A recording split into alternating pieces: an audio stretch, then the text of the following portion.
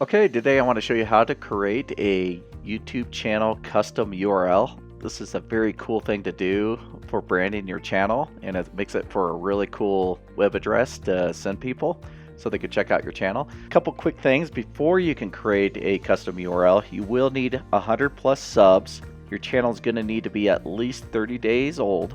You need to make sure you have a profile picture uploaded. On your YouTube channel itself, you want to make sure you have a banner image. So just real quick, just to show you what I'm talking about, I'm going to go to my channel. And what they're talking about, this is your banner image up here. So you want to make sure you have one of these uploaded and make sure you have a profile picture uploaded. Okay, so once you do have that, let me go back to the home page of YouTube. Okay, so back on the home page of YouTube, what you want to do is in the upper right hand corner, just click your profile picture, and we are going to go down to YouTube Studio.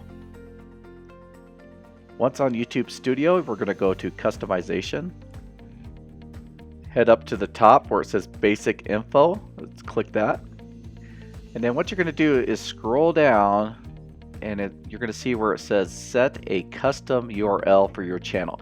So basically right above it, you're going to see this is the URL that YouTube gave me, but it's a horrible URL, and trying to explain that to anybody would be pretty tough. So let's go ahead and set a custom one. And it's actually going to give you a couple suggestions. So my channel name, Michael J. Bauer Photography, it actually says it right here.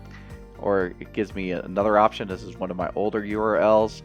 Or down here, you can actually click this. Behind it, you could totally customize it with some letters or numbers or whatever you would like. But I like this one up here on top, so I'm just going to click that, and I'm going to hit publish. And it's going to say confirm custom URL. Once a custom URL is set, it can't be changed or transferred to different channel. So make sure you are 100% on this.